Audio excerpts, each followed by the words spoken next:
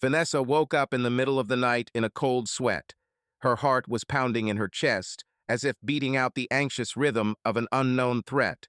Her skin was damp, the sheets were stuck to her back, and for a moment she thought she was still in a dream, that same anxious dream that left only a gnawing emptiness in her chest and a sticky fear that dissipated into the darkness.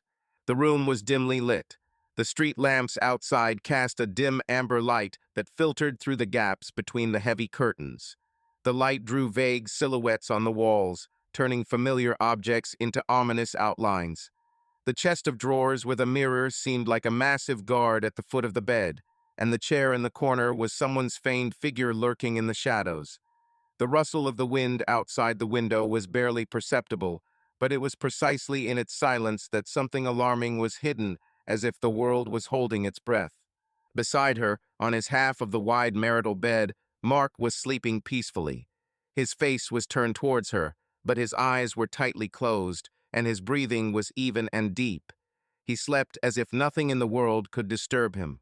A lock of dark hair fell across his forehead, and with each exhalation it swayed slightly. He looked so calm, so serene, almost frighteningly calm, as if he were not a person with whom she shared her life, but a stranger who had accidentally ended up next to her. A stranger with soft features, living in his own inaccessible world of dreams, thoughts, and feelings from which there was no exit. Vanessa looked at him for a long time, trying to find familiar features that would give comfort, but instead she felt only increasing loneliness, not physical, but that same dull, internal loneliness when even a loved one becomes distant, like a shore behind a thick fog. Vanessa's heart was still pounding after a bad dream. She had dreamed about the same thing again, Mark's betrayal, that old wound she had been trying to heal for years. Everything was so real in the dream. The whispers in the phone, the fragments of phrases, her own scream, full of pain. She thought that she had forgiven him long ago, but then why didn't the nightmares go away? Every night, waking up, she didn't recognize her husband next to her for a moment. She saw in him that same stranger from the dream. Careful not to wake Mark, Vanessa climbed out of bed. Her feet touched the soft carpet and her body trembled, either from residual terror or from the cool night air. Pulling on the robe that lay at the head of her bed, she quietly left the bedroom. The first floor of their spacious house was silent, except for the faint ticking of the clock in the living room. The stairs creaked under her feet as she walked down. Vanessa went into the kitchen and poured herself a glass of water. The cool water soothed her throat and slowly calmed her racing heart. She rested her hands on the cool marble countertop and bowed her head. So many years have passed, and I still can't forget it. She thought bitterly. It happened only once, many years ago. Mark swore then that it was a mistake, a moment of weakness, that he hated himself for it. He begged her to stay, and she stayed. For love, for their then little son, for the future they promised each other. Vanessa took another sip of water. On the table by the wall, the LED on the laptop lid flickered. Apparently, a new email or notification had arrived. She walked over automatically and clicked the touchpad. The screen illuminated her face with a cold bluish light. Nothing important, a discount email, a reminder from a social network. It was stupid to expect anything else at 3 in the morning. Having closed the laptop, she wondered, had she done the right thing back then? Years passed, life got better. They had 2 more children, lovely twin daughters, who are now 7 years old. It would seem that they were a happy family, a cozy home, a full cup. But inside, deep in her soul, there was a shard of glass that had once been broken.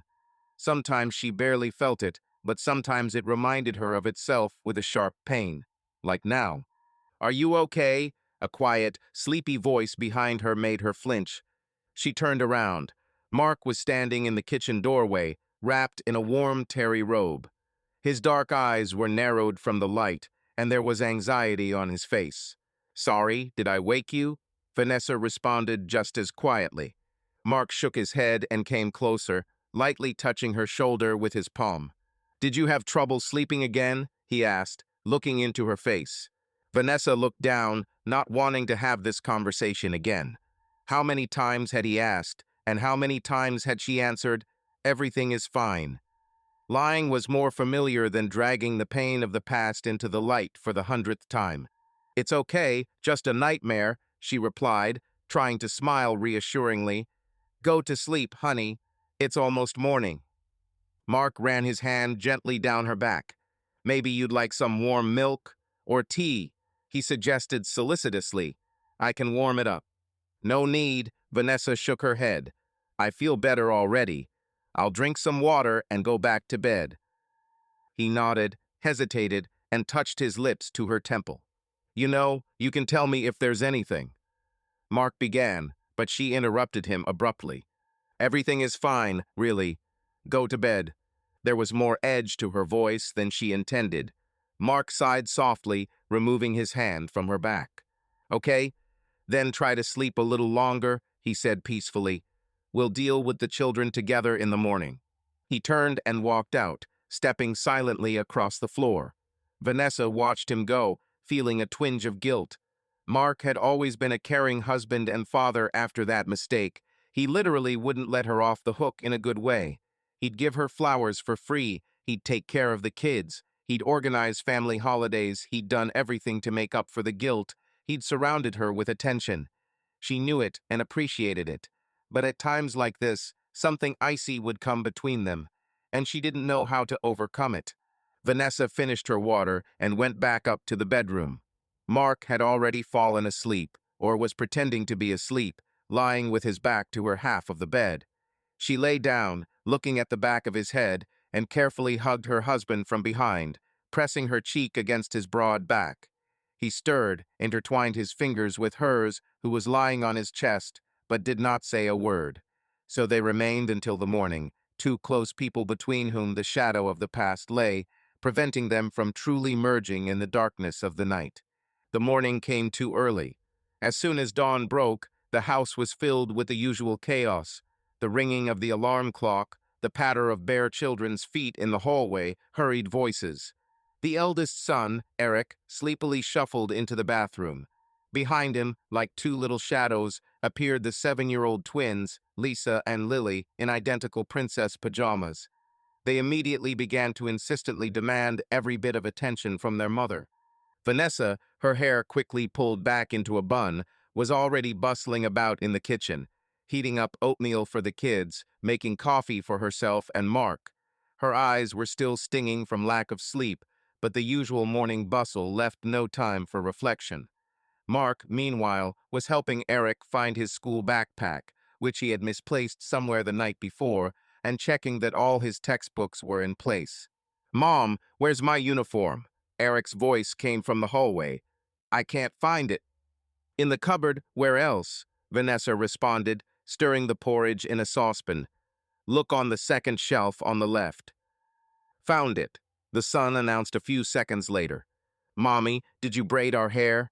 Lisa quickly asked, tugging her sister by the sleeve of her pajamas. "We'll be late. Just a minute, girls," Vanessa said, pouring oatmeal into brightly colored children's plates. "Mark, can you help me comb their hair?" The husband looked into the kitchen, holding Eric's jacket in his hands. His chestnut hair was sticking up. Apparently, he himself was not fully awake yet. Of course, he waved his hand invitingly to his daughters. "Lisa, Lily, come to me. Now your dad will make you the most beautiful ponytails." Not ponytails, but pigtails. The girls were indignant in one voice, but obediently followed their father into the living room, where the hair ties were lying. Vanessa took advantage of the brief break to exhale and pour herself a cup of coffee. The hot, bitter drink brought back her sense of vigor. A minute later, Mark returned, leading his daughters, their hair rather askew but still braided. "How do you like my hairdressing masterpieces?" he asked with a smile. Vanessa looked at her daughters. Their braids were indeed uneven, with a strand of hair hanging loose from one, but the girls were beaming, pleased with their father's efforts. "It's simply a sight to behold," she praised. "Girls, come and have breakfast." The children sat down at the kitchen table and began to devour their porridge. Eric, already in his school uniform, was explaining something to his sisters about the structure of the solar system with a serious expression, waving a spoon like a pointer. Vanessa watched them, feeling both warmth and a slight detachment, as if she were watching a film about someone else's family. They were her children, her husband, her home. She should be happy, shouldn't she? Mark stood next to me in the meantime and sipped his coffee. "You're pale today," he said in a low voice so as not to attract the children's attention. "Nightmares again?" "No, I just didn't get enough sleep," Vanessa answered evasively, looking away. He paused, then gently touched her hand. "Maybe we can go somewhere tonight, have some fun. You need to take your mind off things." "Not today," she shook her head. "Remember, Eric has a math Olympiad. He needs my help to prepare, and you'll be home late from work." "Well, tomorrow then," Mark persisted. "I can cancel a couple of meetings and come early." "We'll see," she answered evasively, pretending to be busy packing lunch boxes for the children. Soon the whole family was gathered in the hallway, the kids pulling on their coats and boots, ready to go out. Mark drove them all in the mornings, first the girls to elementary school, then Eric to middle school, and from there he drove to his office. Vanessa usually stayed home. She worked part-time remotely, translating texts, which allowed her to devote more time to the family. "I'll be back around 7, Mark said, kissing his wife on the cheek goodbye. "Don't overwork yourself, okay?" Of course, Vanessa gave him a slightly strained smile and waved goodbye to the children. "Have a nice day." When the front door closed behind the noisy procession, the house immediately became empty and quiet. Vanessa stood in the silence for a few seconds, getting used to it. Then, sighing, she returned to the kitchen to finish her cold coffee. Her laptop was still lying on the table. In the morning light, the blinking indicator was almost invisible, but she remembered the nightly notification. Opening the lid, Vanessa unlocked the screen and saw an open window of the social network. She closed unnecessary mailings, and then her gaze fell on one new notification. "Reunion of graduates of school no. 5 this Saturday." Vanessa's heart sank. She had completely forgotten that this meeting was scheduled 10 years since graduation or more. No, more like 15, considering that school no. 5, where she studied in high school, was given a new number. However, it does not matter. The organizer of the evening, her former classmate Alice, had been gathering everyone for several weeks through social networks and chats. Vanessa had seen the messages a couple of times, but either did not attach any importance to it or deliberately avoided thinking about it. "Christian has confirmed," the line under the guest list read. Her breath caught in her throat. Christian. The same Christian they had once been inseparable with. Her first love, her classmate, and her ex-boyfriend, with whom they had parted ways after high school. She had seen his name briefly in chats, but tried not to react. Alice had mentioned that he was now a big businessman, apparently started his own company and lived in a big city. Apparently, he had decided to come to the meeting. Vanessa ran her finger along the line with his name on the screen, as if she could feel some warmth from those letters. Her heart began to beat a little faster. How many years had it been since they had seen each other? About 15 years, at least. After school, Christian moved to another city to study at a prestigious university. At first, they corresponded, called, but gradually the communication died out. She stayed in her hometown, entered a local institute, and then she met Mark, and a completely different life began. She leaned back in her chair. Why was Christian's presence at this meeting so important to her now? The long-forgotten name suddenly scratched her heart, causing memories to surface. How he walked her home on winter evenings, how he gave her funny cards on Valentine's Day, how he awkwardly kissed her for the first time behind the school under the old birch tree. It all seemed like it was from another life. Vanessa closed her eyes, and a distant memory came to her. She, 17 years old, ran down a snow-covered street in the twilight, laughing as Christian caught up with her, waving her scarf. He had snatched it from her as a joke, forcing her to chase him. Now he was catching her by the old birch tree behind the schoolyard, their flushed faces very close. Her heart skipped a beat when Christian leaned down hesitantly and touched her lips with his own, the first, such a tender kiss. The taste of mint gum, the crunch of snow underfoot, the distant laughter of her classmates on the skating rink. Vanessa remembered how her heart had pounded them with happiness and excitement. And then the last evening before his departure. Graduation had long since passed. A new life lay ahead of each of them. They sat on the playground in the yard, holding hands, trying not to cry. Christian had entered a New York university and was leaving in a day. He then firmly told her, "I'll come back for you, just wait." She nodded, hiding her tears, and promised to wait. But fate decreed otherwise. Distance and time did their job.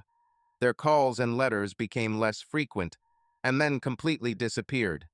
Nonsense, Vanessa said out loud to herself, slamming her laptop shut.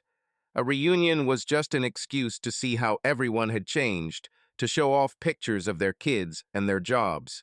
Nothing more. Christian would probably show up out of politeness too, or he might not show up at all. She shouldn't think about that. She stood up resolutely, intending to distract herself with work. But a slight excitement still remained somewhere inside, like a tiny spark, capable of flaring up from the slightest breath of memories. Saturday evening crept up on her unnoticed. Vanessa couldn't decide for a long time whether to go to the alumni meeting or not.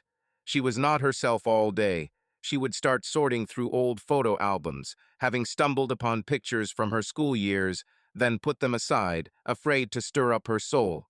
Mark noticed her condition, but attributed it to lack of sleep and fatigue, especially since Eric had successfully written the Olympiad and peace had finally reigned in the house. "Are you sure you want to go?" Mark asked on Saturday afternoon, noticing her peering into her closet for the third time in half an hour, looking for an outfit. "I don't even know," Vanessa sighed, rearranging the dresses. "On the one hand, it's interesting to see everyone. On the other hand, so many years have passed. Maybe I'll be superfluous there."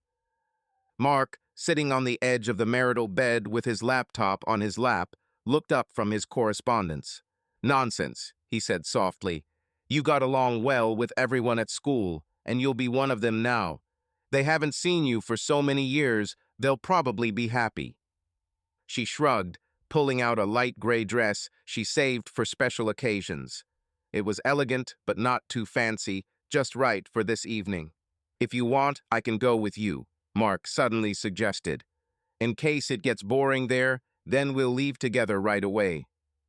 "No," Vanessa quickly objected. "It will be mostly my classmates there. You don't know anyone. I'll be there myself."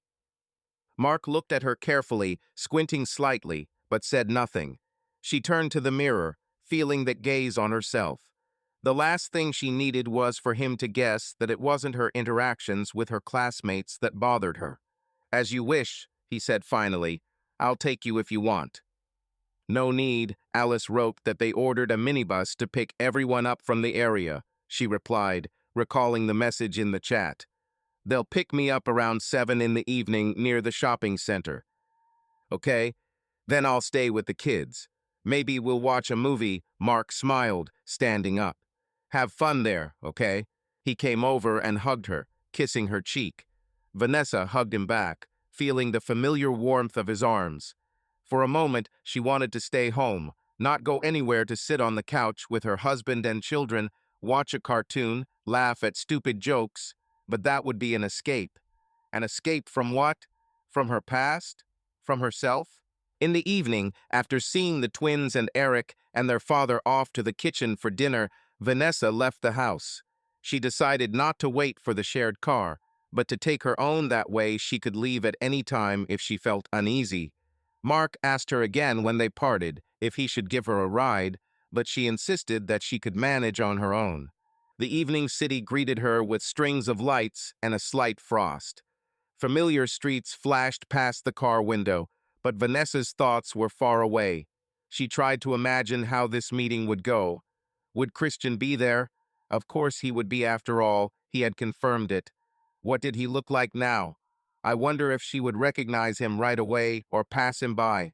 The restaurant hall, where the graduates had gathered, was already full by the time she arrived. Vanessa was a little late on purpose, so as not to be the first to arrive. Taking off her coat and leaving it in the cloakroom, she looked around uncertainly, but she was immediately recognized. "Vanessa!" came a joyful cry, and Alice, still as lively, rushed towards her. "My girl, how many years, how many winters?" Her friend hugged her tightly, and Vanessa smiled with relief. Alice led her into the hall, introducing her to those whom Vanessa did not immediately recognize. Many had changed. Someone had gained weight, someone had gone bald, someone had bragged about photos of 3 children, like her own. The champagne arrived, and the toasts followed one another. Vanessa talked to her classmates, laughed at jokes, remembered her school pranks, and gradually relaxed. Everything was almost as she expected, almost. "Here comes our guest," one of the boys suddenly announced. "Christian, where are you hiding? Come to us." Vanessa's insides sank. She turned toward the entrance to the hall. Among the new arrivals, who had arrived late for the evening, stood a tall man in his early 30s. A stylish dark blue suit emphasized his broad shoulders. His light brown hair was neatly trimmed. He looked respectable and unusual. Only when the man smiled, greeting everyone, did she recognize him by that smile and the characteristic squint of his eyes. Christian Friedrich, the same Christian from her childhood. He came closer, greeted the boys first, then his gaze met hers. Vanessa froze, unable to utter a word. "Vanessa," he asked quietly, with incredulous joy. "I can't believe it. Is it really you?" She woke up and smiled as naturally as she could. "Hello, Christian," she said quietly. "I can't believe it myself. So many years have passed." They hugged awkwardly. As soon as he touched her shoulders, Christian pulled away, looking at her politely but attentively. "You haven't changed at all," he said with a warm smile. "Still the same Vanessa, only even more beautiful." Vanessa felt embarrassed, her cheeks burning. She wanted to compliment him back, but her throat was dry.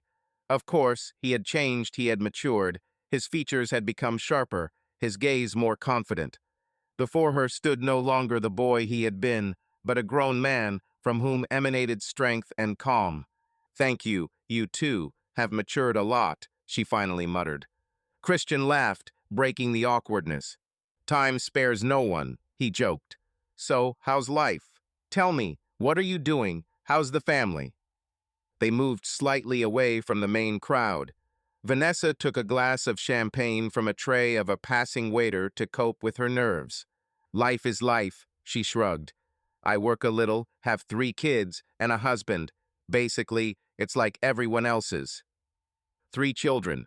Christian was genuinely surprised. "You're a good boy. It must be a lot of trouble." "I don't have any yet. Somehow it just doesn't work out."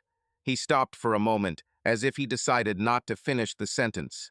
"What does your husband do for a living?" "Mark is an engineer. He runs a department at a construction company," she replied. For some reason, she felt ashamed that her entire description of her life sounded so ordinary. "And you? Alice said you started your own business." Christian nodded. "Yes, there is. A small company. We work on software for the financial sector. We have grown in recent years. Now we have enough clients abroad." He spoke calmly, without boasting, but it was clear that he was proud of his brainchild. Vanessa noted to herself that his voice had become a little lower, hoarse, and it was pleasant to listen to him. A couple more classmates approached them, and the conversation turned to shared memories. Someone pulled Christian to take a class photo, distracting him for a few minutes. Vanessa took advantage of the break to catch her breath. Her heart was pounding like a girl's. She felt hot and cold every time Christian looked at her or accidentally brushed his hand against hers as he squeezed past her in the tight group. In the middle of the evening, they put on a small impromptu concert. One of their former classmates played the guitar, and they sang old songs in a friendly choir. Vanessa sang along, feeling transported back in time. Christian sat next to her on the shared couch. He sang too, occasionally turning his head toward her and smiling. At one point, during a particularly emotional chorus, he put his hand on the back of her couch. The gesture was friendly, but she suddenly felt his closeness so keenly that her skin crawled. At this point, a slow dance was turned on for everyone to the tune of their youth. Several couples floated out to the center of the room, swaying to the beat. Christian stood up and extended his hand to Vanessa. "Shall we dance?" She hesitated for a second, but then placed her hand in his. Her fingers trembled. Christian gently led her closer to the rest of the dancers. The hall was slightly empty, the lights were dimmed, everything around was drowned in warm semi-darkness and the sounds of leisurely romantic music. Christian put his hands on her waist, she on his shoulders. They began to spin slowly. For a few moments, both were silent, their eyes downcast, getting used to each other's closeness. Vanessa's heart was beating somewhere in her throat. When Christian pressed her a little tighter to himself, she looked up. His face was very close, familiar features, slightly older, but so familiar. "I never thought I'd be able to hold you in my arms like this again," he said quietly. Vanessa didn't know what to say. She just floated in his arms, letting the music and memories take her away for a few minutes to another world. She remembered how they once danced at the school prom, then he timidly stepped on her feet, and they laughed. Now Christian moved confidently, carefully leading her in the dance. "Are you happy?" he asked quietly, looking into her eyes.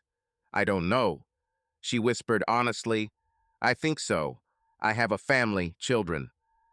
"That's good," he smiled sadly, "but you deserve to be happy in every sense." Vanessa looked away, unsure of what to say. The song was ending. They froze, and Christian gently stroked her back with his palm before releasing her from his embrace. As the clock approached midnight, the guests gradually began to leave. Some had already had too much to drink, others were in a hurry to get home to their families. Vanessa, too, was getting ready, although she did not want the evening to end. She caught herself on this desire and was afraid of it. "Are you driving?" Christian asked as she took her coat out of the closet. "Yes," she nodded, throwing her coat over her shoulders.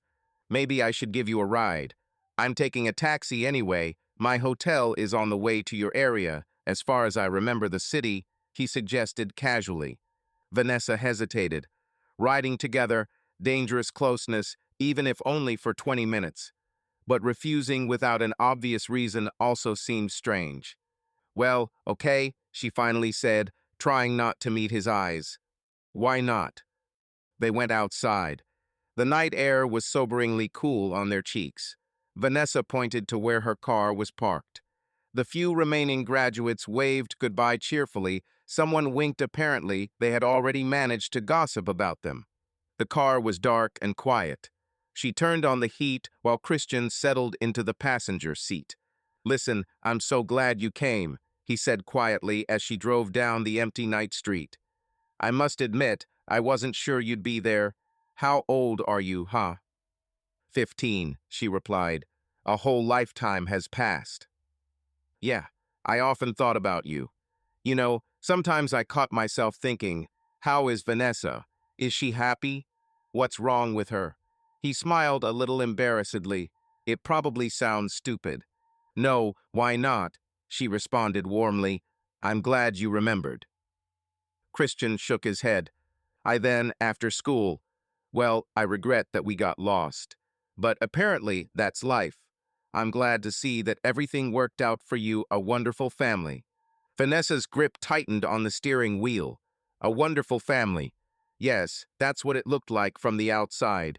She felt a sudden pang of guilt. After all, right now, by going with him, she had crossed some invisible line. "Thank you," she simply said. The car stopped at the side of the road near a tall, modern hotel. "Here's my exit," Christian said with a slight joking tone. "Thanks for the ride." "You're welcome," she smiled tensely. He paused for a moment before leaving. He turned to her. "Listen, I'm free tomorrow after lunch. Maybe we can have coffee somewhere, remember something else. I'd like to talk calmly, because today, as you can see, there's a lot of fuss, so many people." The sentence hung in the air. Vanessa felt like she was making a choice, one of many small choices that lead to a big one. "Come on," she said quietly, before she could be frightened by her own words. "Come on tomorrow, closer to evening. Write to me." She pulled out her phone, and they exchanged numbers. It all happened so casually, as if it was supposed to be that way. Christian smiled as he got out of the car. "See you tomorrow, Vanessa." See you tomorrow, she repeated almost silently. After he disappeared through the hotel doors, Vanessa sat in the car for a few more minutes, trying to pull herself together. Her heart was torn apart by contradictions. She knew that by agreeing to the meeting, she had taken a step towards the abyss. But why then was her soul filled not only with fear, but also with some kind of forbidden, joyful excitement? The house was asleep when Vanessa returned from the reunion. It was about 1 in the morning. She quietly slipped into the dark house, trying not to wake the family. Mark was found on the couch in the living room. Apparently, he had been waiting for her after putting the children to bed and had fallen asleep without waiting. The TV was already turned off, and an empty bag of popcorn was lying on the table. Vanessa leaned over her husband carefully. Mark was sleeping peacefully, his arms spread out. In the dim light of the sconces, his face looked tired. Of course, it was hard to manage 3 children alone in the evening, although he was used to it. She ran her hand through his hair. He stirred, waking up. "Are you home yet?" he mumbled, rubbing his eyes. "What time is it?" "It's late, almost 1 o'clock," she whispered. "Let's go to bed." Mark sat up, smiling sleepily at her. Vanessa helped him up, and together they went upstairs to the bedroom. "How did it go?" he asked quietly as they got into bed. "Did you see everyone?" "Yes," she answered evasively, looking at the ceiling. "It was interesting." "Are you happy you went?" Mark turned on his side, trying to look at her face in the darkness. "Enough," she smiled with the corner of her lips. "So many memories. Of course, everyone has changed a lot, but in some ways they have remained the same." "Did anyone surprise you?" He sounded simply curious, without any trickery. Sometimes, excellent students become rock stars, and poor students become scientists. Vanessa giggled softly. "Well, it all seems to be expected, except, remember, I told you about Christian Friedrich, who lives in New York now. He came too." Mark paused for a second, clearly remembering. "Oh, that same school friend of yours?" he asked neutrally. "Uh-huh," she nodded, trying not to show her excitement. "We chatted a bit, reminisced about school." "I see," Mark responded, still calmly. "I'm happy for you. Maybe you can keep in touch now." "I don't think so." Vanessa nervously adjusted the pillow under her head. "He has his own life. I have mine." "Well, yeah," Mark yawned. "Okay, go to sleep. You're probably tired." He turned over onto his back again. Soon his breathing evened out. Mark fell asleep instantly, as always. And Vanessa lay with her eyes open. Her thoughts were far from this bedroom. On Sunday morning, Vanessa woke up exhausted. She had barely dozed off before the girls ran into the bedroom shouting, "Mom, Mom, get up!" demanding breakfast and attention. By this time, Mark had not only gotten up himself, but had also made pancakes for everyone, a Sunday treat. The house was filled with the delicious smell of vanilla. At breakfast, Vanessa, trying to hide her yawn, answered the children's endless questions. The girls vied with each other to ask about the class reunion. Apparently, they overheard something yesterday. "Did you dance there, Mom?" Lisa asked, gobbling up pancakes with jam. "A little," the mother smiled. "We sang songs. It was fun." "And Dad said you saw your old friends," Lily added. "Who are these friends?" "Classmates are people I went to school with," Vanessa explained patiently. Eric, already a serious teenager beyond his years, only snorted. "And what's interesting about meeting those you haven't seen for 100 years? Sometimes it's very interesting," Mark noted, winking at his son. "To see how people have changed, who they have become. It's part of your past." I don't know," Eric drawled, enthusiastically pouring syrup over the pancakes. "I wouldn't go." "When you grow up, you'll understand," Vanessa smiled. She glanced sideways at her husband. Mark looked calm. Normal, he didn't seem to be worried about last night. Maybe he really wasn't worried because she had returned as expected, and nothing like that had happened.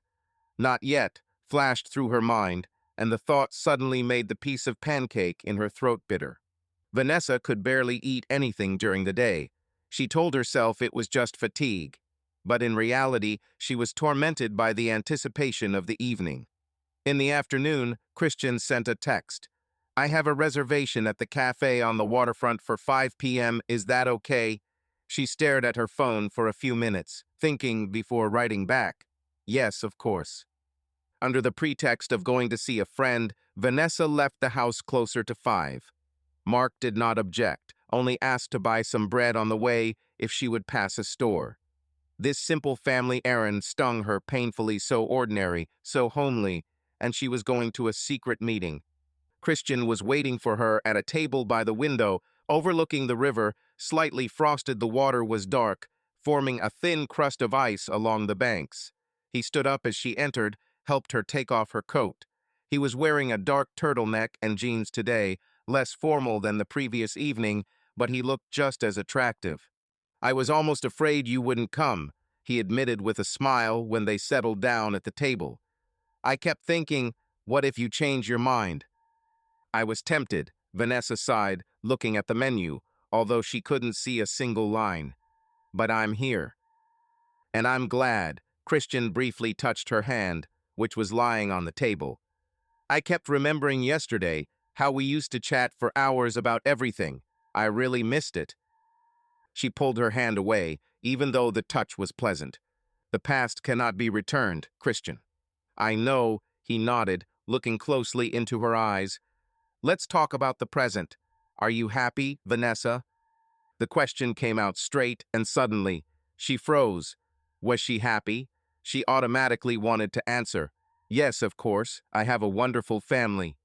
But the words stuck in her throat. "I don't know," she finally whispered honestly. "I guess so. I have everything I could ever dream of. It's just a spot in the sun, huh?" he said softly. "A little shadow that haunts you." Vanessa looked at him in surprise. Could he possibly guess? "You are very perceptive." "I just see the sadness in your eyes," Christian said quietly. "I'm sorry. You deserve to be absolutely happy." The waiter brought coffee and dessert on time, giving her a chance to change the subject. For a few minutes, they discussed harmless topics: work, children. Christian told her that he had recently returned from a long business trip to Europe, that things were going well. Vanessa listened, noting how his eyes lit up when he talked about his favorite thing. He asked about her translations, praising her for not giving up her profession. "I always thought you were capable of more," he remarked softly. "You wanted to go to a literary school back then, to write something of your own. Why didn't you go?" She shrugged. "Life turned out differently. Marriage, a child. There was no time for that." "I understand," he nodded. "But it's still a shame. Such talents are wasted. I remember your stories, your essays, they were something." Vanessa smiled reservedly. "Thank you, of course. But that's all in the past." "What if there was a chance to start over?" Christian asked suddenly. She looked down at her cup of coffee. "I don't know. Sometimes it seems to me that I myself don't know what I want from life." Christian reached across the table and covered her hand with his palm. "If you ever want to figure it out, remember, I'm here. I won't disappear without a trace again, I promise." Vanessa caught her breath. She looked up. His gaze was tender and firm at the same time. Suddenly, she felt that just a little more, and she would burst into tears right here in a cozy cafe to the melodic French music. "Christian," she whispered, smoothly freeing her hand. "We shouldn't. You understand, I'm married." "Yeah," he sighed. "I'm sorry. I didn't mean to make you feel awkward. I just carried it all inside for too long, I guess." She nodded, trying to stop her fingers from shaking. Christian glanced at his watch. "I have to go to the airport evening flight," he said regretfully. "I'm going back to New York. But we'll see each other again, right?" "I don't know," Vanessa answered honestly. "It's hard for me to promise anything right now." He took out a paper check and a pen, quickly writing a number on the back. "Here's my direct number. If you ever want to, call me anytime," he said, pressing the folded check into her palm. "And please take care of yourself." They left the cafe together. At the door, saying goodbye, Christian unexpectedly hugged her tightly. Not as a friend, but as a woman he didn't want to let go. She felt the strength of his arms, the smell of his cologne, and a fleeting desire to cuddle up, to stay in those embraces longer. "Goodbye, Christian," she whispered as she pulled away. He wanted to say something, but remained silent, only running his fingers over her cheek and, turning around, quickly walked towards the taxi waiting for him. Vanessa stood there until his figure disappeared into the distance. Then she took a deep breath, trying to calm her racing heart. That was it. He was gone. There was only her and her conscience, screaming at her that she had crossed the line. Yes, she had not cheated on her husband physically, but in her soul. Wasn't that cheating? The next few days seemed to pass in a normal rhythm, but for Vanessa, each hour dragged painfully long. She avoided looking at the folded piece of paper with Christian's number hidden in her purse, trying to convince herself that she would never call him. On Monday night, after putting the kids to bed, Mark suggested they sit together in the living room to watch a series or just talk. It was a nice family tradition in the evenings, but this time Vanessa felt a strange reluctance.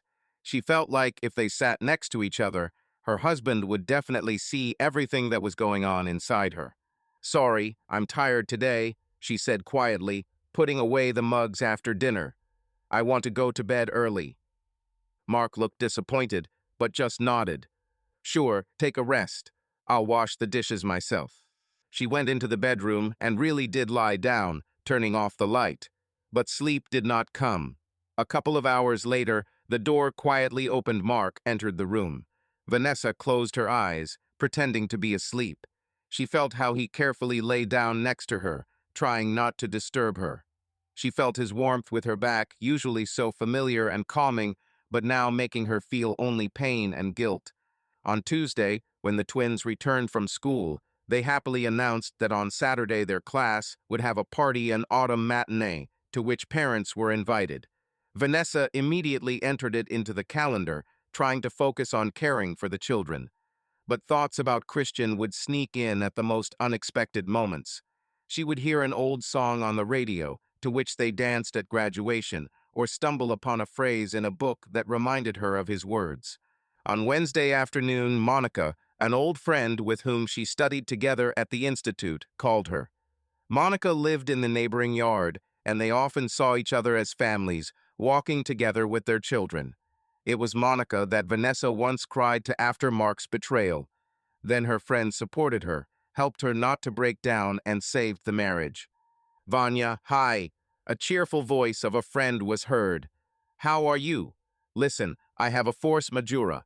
I'm urgently pulled to work, and there is no one to pick up Juliet from kindergarten. Could you help me out? Will she stay with you for an hour or two until I fly in?" Juliet is Monica's youngest daughter, the same age as the twins. The girls were friends and often played together. "Of course, no problem," Vanessa responded immediately. "I'll take her with Lily and Lisa. They'll go for a walk with us." "Thank you, dear," Monica sighed with relief. "I'll be there around 7, as soon as I can get away." In the afternoon, after picking up the girls from school and kindergarten, Vanessa arranged games for them and Juliet in the living room. The children's laughter dispelled the oppressive thoughts, at least for a little while. When Monica came to pick up her daughter in the evening, the friends settled in the kitchen with cups of tea, while the children finished the pie. "Well, spill it," Monica began, squinting as soon as they were left without the children's ears. "What's going on with you?" "What do you mean?" Vanessa asked, alarmed. "Don't pretend. I can see you haven't been yourself for a couple of days," Monica said softly but seriously. "Did something happen at the reunion?" Vanessa looked down into her cup. She couldn't keep silent. Monica knew her too well. "Christian was there," she said quietly after a pause. "Christian, that prince of yours from school?" Monica asked. Vanessa nodded. "He arrived. We talked. Then the next day we met again, just the two of us." "Wow," my friend drawled, trying to maintain a neutral tone. "And how is it?" "Nothing," Vanessa shook her head. "Nothing happened. Just talk." "But you must want something if you're shaking like that," Monica said bluntly. "Are you thinking about him?" Vanessa ran her hand over her forehead. constantly. It's like I'm that stupid 17-year-old girl again. My heart jumps out just thinking about it. Monica patted her hand sympathetically. I understand. First love is a serious matter. But Vanya, you have a family. Mark. Mark, Vanessa smiled bitterly. Yes, Mark, who once almost tore my soul apart. He made a mistake, her friend reminded her gently. But so many years have passed, and he proved that he loved you. I know, Vanessa sighed, and I guess I'm a monster for thinking about someone else right now. But I can't help it. When Christian looks at me, it's like something inside me comes alive that's been dead for a long time. Passion? Monica asked quietly. Not just that. The feeling of being understood, of being seen. Vanessa felt a lump in her throat, like I spent so many years pretending everything was fine, and he noticed right away. The friend looked with alarm. He's serious, right? He wants you back. He didn't say much of anything like that, but I can see it in his eyes. Vanessa shook her head. He left, though, back in New York. And rightly so, Monica said firmly. Vanessa, listen to me. I understand everything, but this is a dangerous game. You can ruin your life and the lives of your children. Is it worth it? Vanessa's eyes darkened as tears welled up. I don't know. I don't know anything. I've been carrying this pain for so many years, pretending that I forgave, that I got over it. And now it's like a dam has burst. I guess there's just too much built up inside me. Then talk to Mark, her friend suggested softly. Tell him you still feel pain from the past. He already knows, or rather, he guesses. Vanessa rubbed her temples. But I don't want to stir it up again. I'm tired of living in the past, oh. And then Christian came along as a symbol of what I once had before all this pain. Do you understand? I understand, Monica nodded. But running into the past is not a cure. You have to decide what's more important to you. I know. Vanessa wiped the corners of her eyes with a napkin. I'm trying. At that moment, the girls ran and the pie was finished. They were bored of playing by themselves. The conversation had to be stopped. Monica, taking Juliet, hugged Vanessa once more goodbye. Hold on, she whispered, and think 100 times before you do something irreversible. Vanessa felt empty as she closed the door behind them. Her friend's support was important, but it didn't make things any easier. Inside, the chaos of emotions was still raging. She went up to her room, telling the children that she wanted to lie down alone. Vanessa snuggled under the blanket on her marital bed and closed her eyes. Was she really ready to destroy her family for the sake of a ghost of the past? Images of that long-ago night when her own world was falling apart came flooding back to her mind. Late evening, summer. On the table in the hallway, someone else's lipstick. A scarlet trace, screaming about someone else's presence. Vanessa didn't believe her eyes at first. She thought it was stupid. Who knows where it came from? But her heart was already being squeezed by the icy grip of a premonition. She entered the bedroom and smelled a strange scent, the Swedish aroma of expensive perfume, and she saw the crumpled sheets on which they had laughed together that morning, tickling little Eric's tummy. Then fragments, scraps, as if in a fog, her trembling hands clutching the phone, sharp beeps. Mark's voice, surprised, worried he was at work until late, didn't have time to warn that he would be late. Lies, all lies. What happened? He rushed to her half an hour later, flying into the house. She remembered his wide eyes, in which there was real animal fear. He understood everything from the threshold, as soon as he saw her face. How you could, she whispered then, feeling her voice treacherously breaking. Our home, our bed, you brought her here. Mark turned pale. He tried to touch her, but she recoiled. Don't touch me. Eric started crying in the next room, woken up by the scream. Vanessa rushed to calm her son down, and Mark stood in the doorway of the nursery like a ghost, muttering something like, I'm sorry, I'll explain everything. Later, a night of conversations. Heavy, scary. Mark said that he himself did not understand what came over him, that it happened only once. That woman, a colleague, seduced him herself. He was drunk. It was a mistake, once. I myself do not understand how I could. Forgive me, I beg you. I love only you and Eric. Without you, my life has no meaning." She didn't believe his words. She screamed, sobbed, and broke dishes. She chased him away, and she herself opened and closed her hands to let go or to hold on. Everything collapsed. Trust, calm, the future she had painted. At some point, exhausted, she simply burst into tears on his chest, while he repeated through his tears, "Forgive me. Just don't go." What stopped her then? Was it a pity, or the love that still glimmered despite everything? She didn't leave. She gave him and herself a chance. But from that night on, a part of her died forever. The sharp sound of the front door pulled her out of the nightmarish memory. Mark returned from work. Vanessa brushed away the tears. She hadn't even noticed how she had started crying, remembering that night's drama. "Hello," Mark called from the hallway. "Where are you?" She quickly came out to meet him, while the children, having heard their dad, were already chattering away, sharing news. Mark looked at her carefully. "Were you crying? What happened?" "It's okay," she smiled tensely. "I was just watching a sad movie." He frowned, clearly not believing it, but did not continue in front of the children. He only hugged her briefly. For the first time in recent days, she allowed herself to cuddle up to him, needing support. In the depths of his soul, there was a glimmer of hope. Maybe everything could still be fixed if he could truly forgive. But next to this thought, a whisper sounded more and more insistently.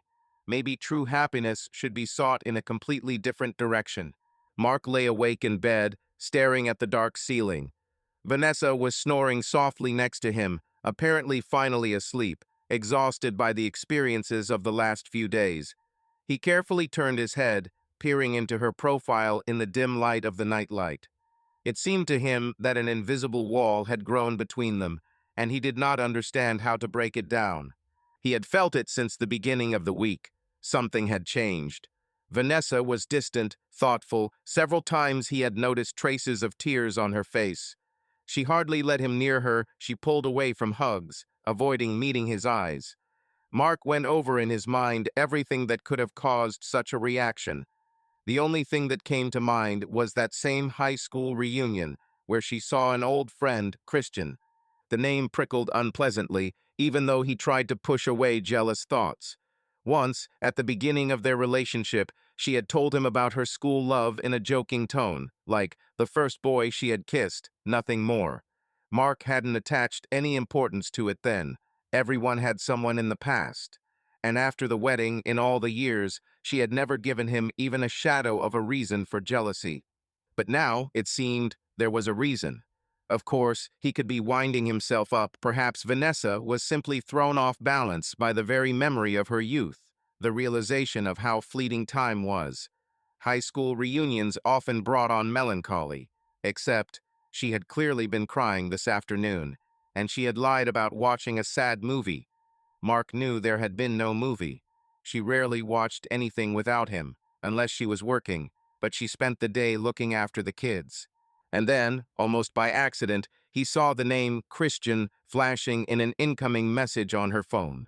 It happened on a Thursday morning. Vanessa's phone was lying on the kitchen table when the message came in and the screen lit up. Mark saw the pop-up notification, "Christian, how are you?" and immediately turned away, feeling like a trespasser. But the worm of doubt stirred even more. She was texting him, so they had exchanged contacts. Maybe it was just politeness, friendly communication. Mark tried to convince himself of this. After all, he himself had female classmates with whom he sometimes texted over trifles, and there was nothing reprehensible in this. But still, he did not return from friendly get-togethers with the same ardor in his eyes with which she had returned that night.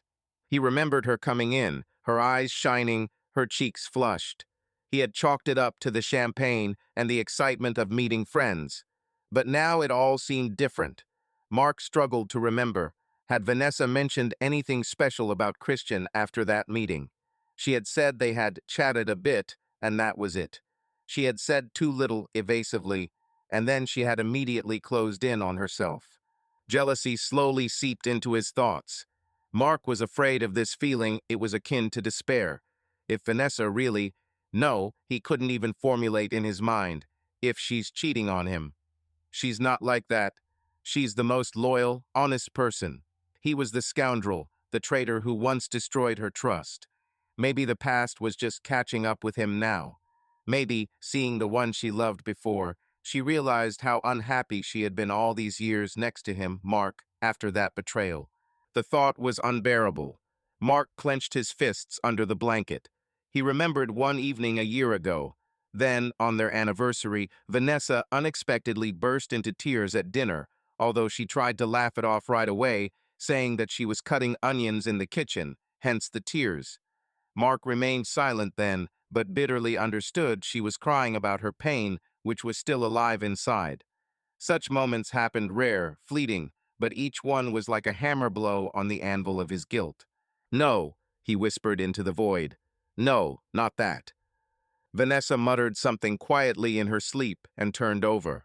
Mark froze, looking carefully to see if she had woken up. But his wife only settled more comfortably on the pillow. He carefully touched her hand under the blanket, intertwining his fingers with hers, as always happened when they fell asleep peacefully, without torment. Quietly, with just his lips, Mark whispered, "Darling." But she didn't hear. The next day, instead of continuing to suffer through inaction, he decided to try something. After lunch, taking time out from work, Mark dropped into a small jewelry store near the office. In the window, he had already spotted an elegant white gold bracelet with small sapphires, a suitable gift for their upcoming wedding anniversary. The anniversary was in a month, but he didn't want to wait that long. He thought he'd give her a gift earlier, just like that, for no reason, to remind her how special she was. Maybe it would break the ice, and she'd talk to him openly. Mark also called his parents and arranged for them to babysit the kids on Saturday night, after the school party. He was going to invite Vanessa to a restaurant they hadn't gone out together in a long time. If she was feeling down, maybe they both needed a break, some alone time, like they used to. On Friday morning, he woke up determined. At breakfast, Mark quietly said to his wife, "Vanessa, let's go somewhere tomorrow evening, celebrate the beginning of autumn a little. Mom offered to babysit." She looked at him in surprise. "Tomorrow, but we'll be at the school party during the day. We'll be tired, kids, and in the evening, just the two of us," he said softly. "Please, it's high time we got out." Vanessa looked down at her coffee mug as if there was a struggle going on inside her. "Okay," she finally answered quietly. "Maybe we really should get a change of scenery." Mark smiled, breathing a sigh of relief. "Great. I'll reserve a table. I think you'll like the place." He hid his own anxious anticipation behind a smile. On Saturday night, over candlelit dinner, he planned to tell her everything he felt, to ask her forgiveness again for old wounds. If he had to ask 1,000 times, he would. If only he didn't lose her. But fate, it seemed, was preparing its own test, seizing the initiative. Saturday started surprisingly calmly. In the morning, the whole family went to the twins' school party. The assembly hall smelled of autumn flowers and children's crafts made from yellow leaves. The girls danced in a circle, recited poems about autumn, and Eric filmed everything on his phone, trying not to show that he was also interested. Vanessa smiled, looking at the children, but her soul was far away. Several times she caught Mark's intent gaze on her. Her husband tried to act as if nothing had happened. He hugged her by the shoulders, joked with his neighbors in the auditorium, but there was wariness in his eyes. After the party, Mark and the kids stayed behind to chat with their classmates' parents, and Vanessa went to check her phone. It vibrated quietly, 3 missed calls from an unknown number. Her heart skipped a beat. She immediately knew who it was. At that very moment, a message arrived. "This is Christian. I'm in town. I really want to see you. Can you meet today?" Vanessa glanced back. Mark was leaning over Lily's pigtails, adjusting her bow. Children were making noise around her. She typed a short answer with trembling fingers. "Where are you?" The answer came almost instantly. "I rented an apartment in the center for the weekend. We can do it there, so as not to attract attention." Or wherever you want, I'll come. The apartment. Vanessa closed her eyes. Going to his apartment meant deliberately crossing a line. She felt dizzy from the contradictions that washed over her, but her fingers typed on their own. Okay, tonight. She quickly deleted the correspondence, hid the phone in her bag, and returned to her family. Nausea rose in her throat from fear and excitement at the same time. She had to lie to her husband, leave the children. And for what? For the sake of an illusory hope for happiness? Or just to allow herself to think about her own desire at least once? At home, after dinner, she began to prepare for the lie. Mark was just busy packing the girls' things by agreement. His parents were taking their grandchildren with them until Sunday. The planned evening alone for the spouses, alas, was canceled, so decided Vanessa. Mark, she began when the children had gone to collect their favorite toys. Olia asked me to help. She has a problem there, so I won't be able to go with you today. Mark straightened up, holding his daughter's pink backpack. Confusion flashed in his eyes. What do you mean? You agreed. I know, I'm sorry. It's just that Olia has a family thing there. She really needs support. She avoided looking him in the eye, pretending to be busy sorting clean laundry. Mark was silent for a few seconds, then quietly asked, So you're refusing our evening because of your friend? Vanessa felt a pang of guilt at his tone. He had tried so hard, but she had already made up her mind. Olia helped me a lot once, she said with some difficulty. I can't leave her now. Mark nodded grimly, asking no more questions. He continued gathering the children's things, zipping them up with force. The silence was oppressive.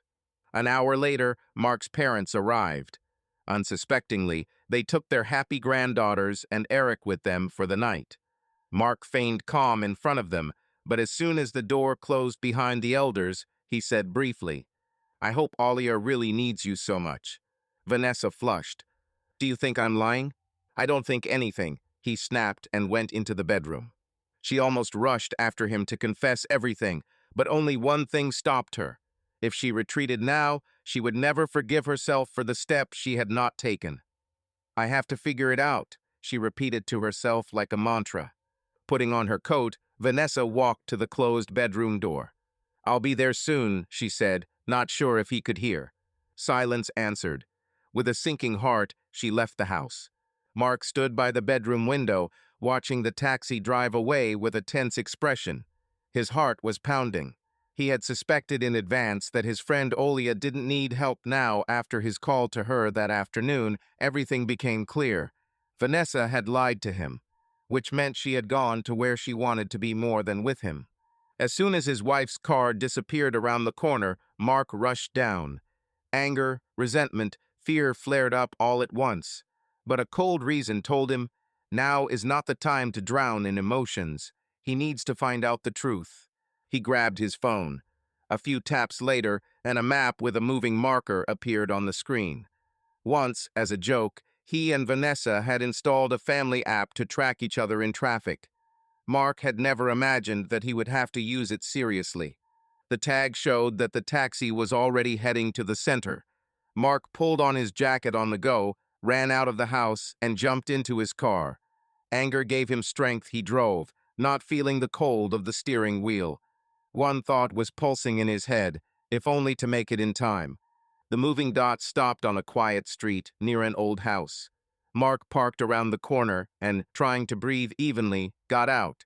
He recognized the house their friends had once rented an apartment there by the day. His heart sank. That meant it was Christian after all. He had come and rented a place. As Mark climbed the stairs to the right floor, he heard blood in his ears. Near door #12, he noticed his wife's familiar jacket hanging on a hook. This finally confirmed his worst fears. Without remembering himself, he pressed the doorbell hard. Vanessa, shaking either from the evening chill or from nerves, went up to the floor of the old house that Christian had indicated and found the right door. It opened slightly before she had time to knock. "Hello," Christian whispered, letting her inside. "Hello," she responded just as quietly. They stood there for a moment, facing each other. Then he stepped closer and hugged her. This time she didn't pull away, but let herself sink into his embrace. Her heart began to pound somewhere in her throat. "I thought you weren't coming," he said into her hair. "I thought so too." She smiled bitterly. He carefully brushed a strand of hair from her face, looking into her eyes. "You're shaking. Is everything okay?" "I don't know," she admitted honestly. Christian stroked her shoulders. "Do you want me to make some tea? It will calm you down." "Okay," she nodded. While he was busy in the tiny kitchen, she looked around. The apartment was a studio apartment, small but cozy. Apparently, it was rented out by the day. There were some printouts on the coffee table. It seemed that Christian was combining his trip with business. His presence was felt everywhere, even the scent of his cologne, mixed with the smell of freshly brewed tea. Vanessa sat down on the sofa, trying not to think about anything extraneous, not about the house she had left, not about her husband, who was waiting for her, worried or angry, not about the children. Only here and now. Christian returned with 2 mugs. They drank hot herbal tea, sitting next to each other. Gradually, her trembling subsided. "Thank you," she said quietly, taking the last sip. "Thank you for coming," he replied. "I understand how difficult all this must be for you." Vanessa put the mug on the table. "Christian, I don't know what I'm doing," she blurted out. "It's just, if I leave now, everything that could be between us will remain a dream. And if I stay, I'll ruin my old life." He took her hands in his. "I don't want to ruin anything, but I don't want to lose you again. I've been thinking about it all week. Say the word, and I'll move mountains to make you happy. Just say you want it." Vanessa looked at their clasped hands, then up at Christian. His eyes were blazing with determination and love. Her head was buzzing. What did she want? To be loved, to be understood, to have the pain go away. Wasn't that it? She didn't answer. She just leaned forward, driven by impulse, and touched his lips with hers. The kiss was cautious, testing. Christian paused for a split second and then responded gently, but more insistently. His hand slid behind her back, pulling her closer. The world around her seemed to dissolve. There was only him, her Christian, whom she had once lost and who was here again. Somewhere deep in her soul, an alarm signal sounded, but she drowned it out. She only wanted this sweet oblivion to continue. Christian's fingers dug into her hair, his kisses became hotter. Vanessa felt herself pushing reality further away with each passing second. The sharp ringing of the doorbell made them jump away from each other. They looked at each other, breathing heavily. "Are you waiting for someone?" she whispered fearfully. "No," he answered just as perplexedly. The bell rang again, more insistently. Vanessa's heart sank. Christian stood up, frowning. "Don't open it," she whispered, grabbing his hand. But it was too late. There was a loud knock on the door, and a voice was heard. "I know you're there. Open up." Vanessa recognized the voice, and the world shook. It was Mark. Christian turned pale and looked at Vanessa. She jumped up, looking at the door in horror. "I know you're in there, Vanessa," came her husband's voice, strangled with rage. "Open up, or I'll break that door down." "Oh, God," she breathed out, covering her mouth with her hand. Christian carefully freed his hand and stepped towards the door. Vanessa tried to stop him, but he only shook his head, not afraid. The lock clicked. The door swung open. Mark stood on the threshold. His face was distorted with pain and anger. His fists were clenched. For a few seconds, the men silently glared at each other. "Well, hello," Mark growled, turning his fiery gaze to his wife. "Am I interrupting?" Vanessa took a deep breath, feeling like she was losing ground. "Mark, I." "What? What? You, Vanessa?" He stepped inside, slamming the door behind him. "Can you explain what's going on here?" Christian raised his chin. "Maybe not now, huh? Let's go outside and calmly." "Oh, you're telling me to calmly?" Mark broke into a shout. "You, because of whom my wife lies to me and drags herself God knows where. Fisiwara, you suggesting we talk calmly? Please don't scream." Vanessa sobbed, stepping forward. "The children." "Children." Mark looked back at her, his eyes shining. You only remembered about the children when you were caught, and when you were walking here, were you thinking about them? Enough, Christian said harshly, standing between them. Don't you dare blame her for everything. You're to blame here too. My fault? Mark smiled bitterly, approaching his opponent almost point blank. You know, shut up. You're nobody to talk about my fault. The tension between the men was growing, and it seemed that a fight would break out if they did anything more. Vanessa stepped closer in a panic, standing to the side, trying to defuse the situation. Please, stop. Mark, I'll explain everything. Christian, don't. But Christian was no longer listening. His own patience had apparently snapped. Yes, it's your fault. He threw at Mark. You betrayed her once. You made her unhappy. If it weren't for you, she wouldn't be looking for consolation from me now. Christian, shut up, Vanessa screamed. Mark turned so pale that she was frightened another moment, and he would hit her. But her husband, clenching his teeth, suddenly unclenched his fists and turned to her. So that's how it is. Unhappy. Looking for consolation. His voice broke. Vanessa, is it true? She stood between two men dear to her, feeling like she was split in two. To respond would mean hitting one of them. She choked, tears burning her eyes. I didn't mean to. Mark, I'm sorry. Sorry, he echoed, and suddenly exhaled, as if giving in. I understand. He turned away, running his hand over his face. Christian seemed ashamed of his outburst as well, and took a step back to give them space. Mark spoke quietly, tiredly. I won't ask. What happened between you? It's clear that it was enough. Vanessa, if you want to go to him, I won't hold you back. Vanessa shook her head, sobbing. I don't know. He smiled bitterly. You don't know? After everything okay? If you don't know, then the answer is already clear. He turned and walked towards the exit. Vanessa rushed after him. Mark, wait. He stopped at the threshold without turning around.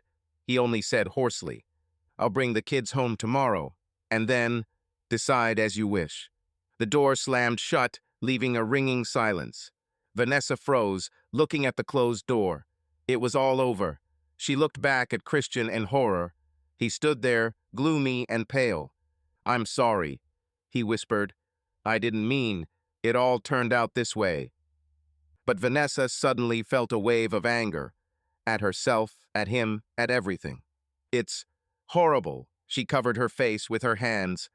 I don't know what to do now. Tears choked her. Christian approached cautiously. Hush, hush. He tried to hug her, but she involuntarily pulled away. Everything inside was mixed up. The pain on Mark's face, disappointment, fear, and Christian's tenderness, his words of love, everything now collided in an insoluble conflict. Vanis, you need to calm down, Christian said quietly. Please stay. The night is ahead. You'll think it over. She shook her head, sobbing harder and harder. She couldn't think or stay. No, I can't. Listen, he looked into her face. I'm here. I love you. I've waited for you for so many years, and I'll wait as long as it takes. Just don't cry. Those words, I love you, sounded like something self-evident. He loved her. And Mark, did he still love her after all? It didn't seem to matter anymore. I need to go, she breathed out, gradually pulling herself together. I'm sorry, Christian. I need to be alone. He wanted to object, but changed his mind and only squeezed her hand in his. Okay, I'll take you. No need, Vanessa shook her head. I'm better off alone. Christian did not insist. He helped her put on her coat and led her outside. The night was frosty, starry, not a soul around. They were silent for several minutes. I'll call you in the morning, he said quietly. Okay, she answered just as quietly. He hugged her goodbye. Now his embrace brought no relief, only more pain. She stood for a few seconds, then turned and walked down the deserted street to the taxi stand. Christian did not hold her back. As she got into the car, the tears started flowing again. Vanessa covered her face with her hands. Everything she was afraid of losing had been torn apart. Now she had to decide whether to try to mend what had been torn apart or to let go forever. The night was agonizing. Returning home, Vanessa wandered through empty rooms that felt cold and alien. She couldn't stay in the master bedroom. One side of the bed was empty, a reminder of what had happened. She moved to the living room sofa, wrapping herself in a blanket. Around midnight, the phone rang. The screen showed Monica. Vanessa felt a pang of shame after all. She had lied to her husband about Olia. But now it didn't matter. She pressed the button to accept the call. "Vanya, how are you?" A worried voice of a friend was heard. "I called you in the evening, but you didn't answer. Mark called me during the day and asked about some problem. I immediately understood that something was wrong. What happened?" And Vanessa, sobbing, told everything in snatches, stumbling, but Monica quickly put the picture together. Her friend was eager to rush over immediately, but Vanessa barely talked her out of it. It was night. Monica's family was asleep. She agreed to come early in the morning. Left alone, Vanessa tried to fall asleep on the sofa, but only closed her eyes. Scenes from today's drama flashed before her inner vision.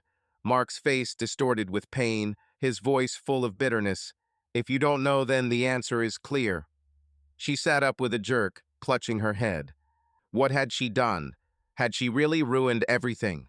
Vanessa covered her face with her hands, trying to catch her breath. Her heart was pounding. Her ears were ringing. She had to decide.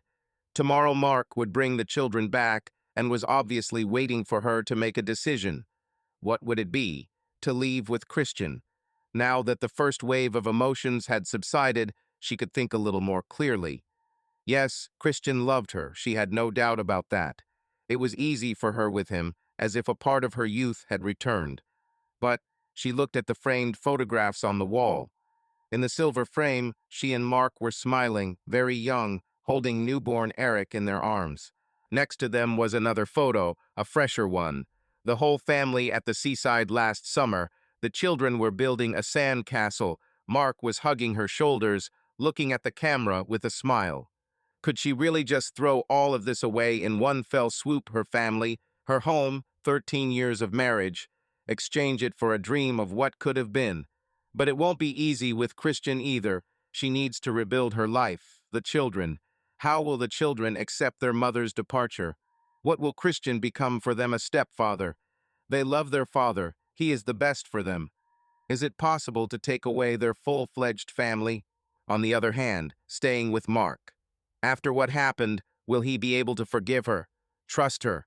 Or will he remember for the rest of his life that she was ready to leave? And will she be able to live with the knowledge that she missed the chance to be with someone with whom she could have been happier? But would she really have been happier? Vanessa curled up under the blanket. It seemed to her that a little more, and she would be torn apart by the agony of choice. She tried to listen to her heart. Who did she really love? The answer did not come. Love is not a black and white concept. She loved Mark, no matter what.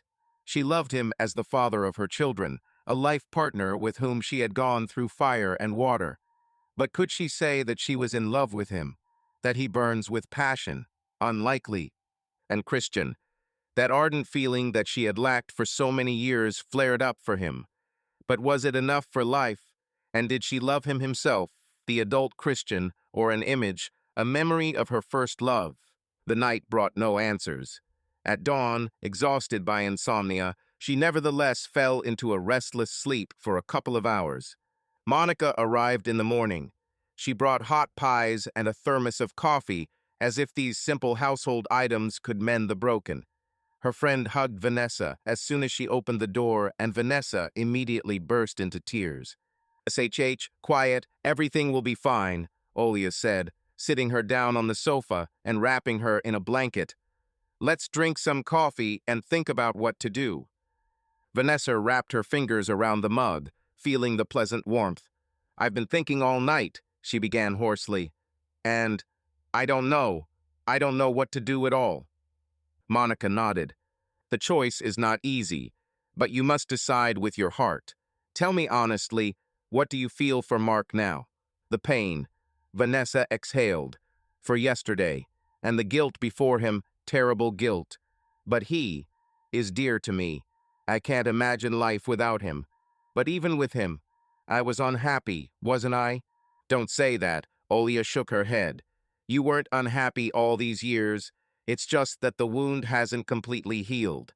But you had a lot of good things. Remember that yourself. Vanessa nodded, wiping her eyes.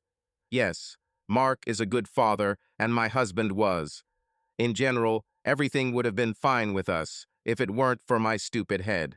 It's not just your fault, her friend noted.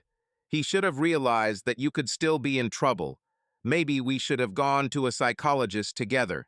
It's too late to think about it, Vanessa sighed. And what do you feel about Christian? Olia asked softly. Vanessa closed her eyes. Excitement, ease, infatuation. But maybe it's an illusion. I know him too little now, so many years have passed. He is, of course, wonderful, caring, passionate. He says he loves me. Monica put her hand on her hand. The main thing is who you love. Not as the father of your children, not as a memory, but just as a man.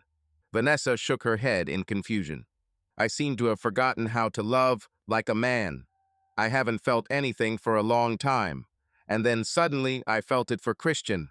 But this could be a flash passion. It would be enough to destroy everything. And then, who knows? Monica smiled sadly. No one will give guarantees. Any choice is a risk. They fell silent. The clock on the wall ticked too loudly. The winter sun shone palely outside the window. If I leave, Vanessa suddenly spoke distantly, I'll break Mark's heart. And the kids. Eric's not a child anymore. He'll understand everything. He'll hate me, maybe. The girls, they can't live a day without their dad. And if I stay, I'll break Christian's heart. He didn't do anything wrong. I did it myself. You can't save everyone from pain, Monica said quietly. You have to choose what you can live with. Vanessa knew it, but either option felt wrong. Later, when Monica left to go back to her family, Vanessa was alone again. Almost immediately after her friend left, a message came from Christian. How are you? I'm worried. I'll be in town until the evening. If you want to see me or need help, I'm here. She didn't answer right away. She didn't know what to write. Around midday, Mark's car pulled up to the gate. Vanessa's heart leapt into her throat. She looked out the window. Her husband had gotten out of the car, helping the children out. The girls were running happily ahead. Eric was following, carrying a backpack. Vanessa opened the door. The girls rushed to her. Mom, we baked pies with Granny, Lisa chattered.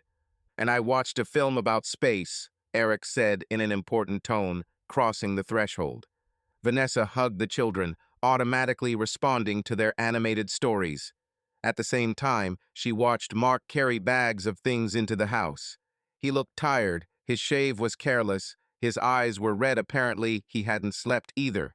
Their gaze met for a moment, a mixture of pain and cold determination. Let's go upstairs and unpack our things, Mark addressed the children in an even voice. Girls, run to your room. Dad, are you coming with us too? Asked Lily. You're going back to Grandma's, right?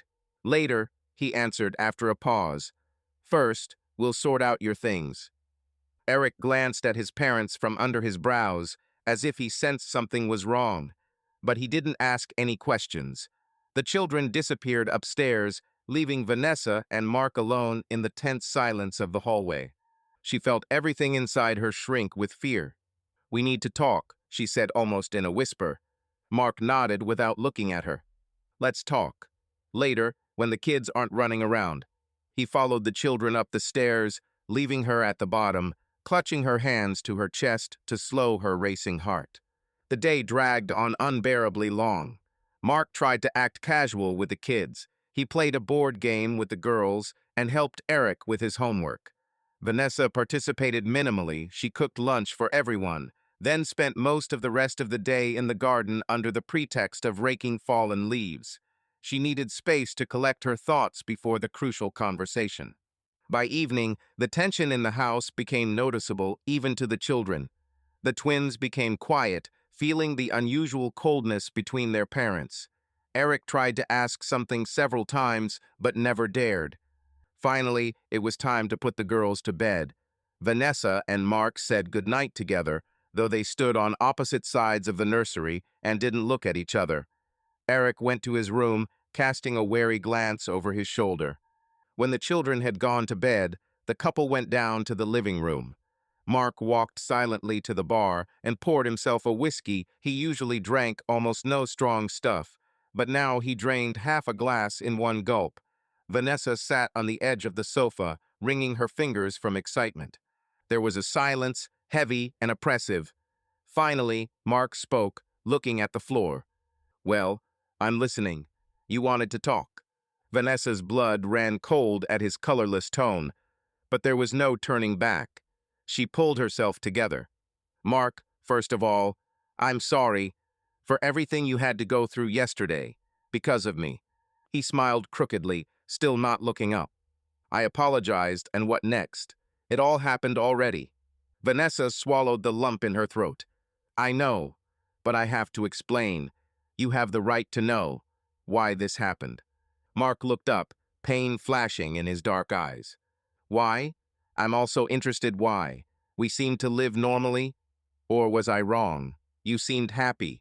But now it turns out you're unhappy, looking for consolation on the side." He spoke the last words with bitterness, but with restraint apparently. The alcohol he had drunk had dulled his anger a little. "I wasn't looking for comfort. On purpose," she whispered. "I loved you. I love you. But there was always pain inside me, you know." Mark closed his eyes. This again. He exhaled.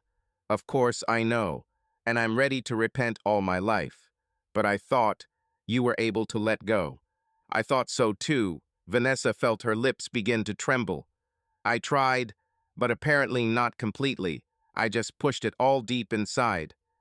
She fell silent, gathering her courage. Mark looked at her intently, waiting for her to continue. "When I met Christian," she said the name quietly, and Mark's mouth twitched darkly. "It was like my eyes opened to myself. I realized that the pain, the hurt, they hadn't gone away. That I still, forgive me, don't trust you completely." "You don't trust," he echoed, shaking his head. "After so many years, I understand." "Understand, I didn't realize it myself," she pleaded, "until I came face to face with the past, with the man who never betrayed me." Mark grimaced. "Yes, it turns out that I am the one who was betrayed. So, I deserve." His voice trembled. "No," she said hotly, standing up. "No one deserved it. Not you, what I did. Not me, what happened then. We are both victims of this. This rift that has opened between us and has not closed." Mark slowly placed the empty glass on the table. Vanessa continued in a trembling voice. "I'm not justifying myself. There is no justification for me. I just want you to understand. This happened not because I don't care about you or because I was looking for new love on the side, but because I was broken inside and I couldn't cope." A tear rolled down her cheek. Mark watched, as if spellbound, then stood up abruptly and walked over to the window. He was silent for a while, looking somewhere into the distance into the courtyard, where rare snowflakes were swirling under the street lamp. He began hoarsely, then stopped. He ran his hand through his hair. "Damn, Vanessa. I blame myself every day for that incident. But I believed we had overcome it. You made it clear that you forgave me." "I thought I forgave," she whispered. "I honestly did, and I really tried. I haven't mentioned it to you all these years, have I?" "I didn't remember," he agreed with a bitter smile. "It just turns out that I lived with it, saved it up." Mark turned around, his eyes shining with a wet gleam. He stepped closer to her. "So what now? What do we do with all this? You." He hesitated. "Do you love him?" Vanessa closed her eyes. Christian's image flashed before her mind's eye, tender, loving. But she knew it was wrong to compare now. "I got carried away by him," she answered honestly. "I won't lie. Probably. Fell in love again like a girl. But to love is more than a flash of feelings. Love is tested by time, by difficulties." And here, she looked into his face. Here you are a part of my life, a huge part. My love for you hasn't been as bright for a long time as for him now, but it is deeper, rooted. Do you understand? Mark was silent, looking at her. Vanessa continued barely audibly. When I imagine that I will never see you again, that the children will live in two families, that everything we have built will collapse. My soul is torn apart. It means I love you. Let it be in another way, I don't know. Two tears rolled down her cheeks. Mark clenched his fists, then asked quietly, "And him? If you give him up, you won't regret it." She smiled bitterly. "I will. Perhaps I will always regret a little about what I missed. He is a part of my past, a very bright one, and perhaps he could have become the future. But," she shook her head, "I understand that the life that I could have started with him, it would have been built entirely on the ruins of this life, on the wreckage of our relationship, on the trauma of children, on your broken fate. Is it possible to build something happy on such a foundation?" For the first time during the entire conversation, Mark came over and sat next to her on the sofa. He didn't touch her, he just sat very close. He asked quietly, "And what did you decide?" Vanessa hesitated for a second, but inside everything had already formed into a clear thought, suffering through during the night and this day. "I want to save our family," she said firmly. If it's not too late." Mark closed his eyes. Tears of relief or pain gushed out. It was unclear. He sobbed, pressing his hand to his mouth. Vanessa began to babble nervously. "If you can forgive me, I understand. If not, I don't forgive myself. But the children, and there's so much. I'm ready to do everything to." Before she could finish speaking, Mark suddenly hugged her tightly. She froze and then burst into tears, burying her face in his shoulder. He stroked her back, whispering, "SHH, that's it, quiet. We can handle it. If you really want it, we can handle it." Vanessa clung to her husband in tears, feeling for the first time in a long time that the ice wall between them was collapsing. She cried and repeated through her tears, "Forgive me, forgive me." "SHH," he whispered, stroking her hair. "I'm also to blame. I understand everything. We're both to blame." They sat like that for a long time, hugging each other, crying out all the accumulated grievances, fears, guilt. Finally, Vanessa wiped her sore eyes and pulled back a little, looking at Mark. He looked exhausted, but somehow relieved. I'll tell him," she began, sobbing, "that it's all over between us and that he shouldn't wait." Mark nodded. "I guess that would be right, although I honestly don't care that he'll be waiting there.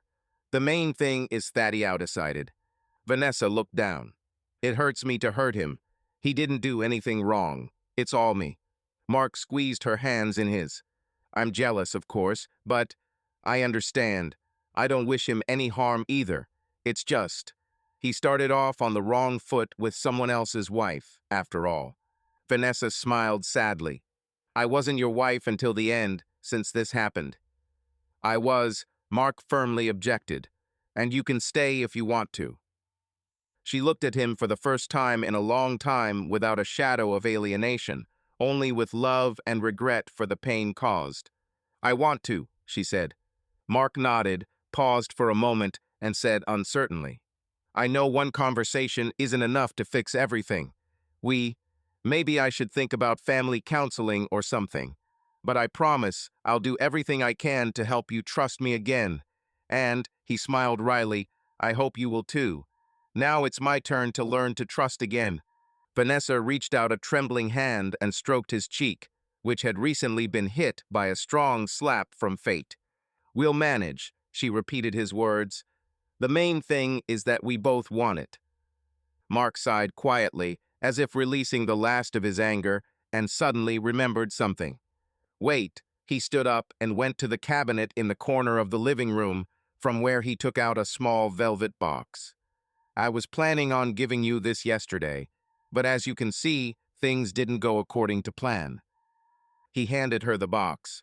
Vanessa opened it. Inside, on a satin cushion, lay an elegant white gold bracelet with small blue stones, like a scattering of tears or stars.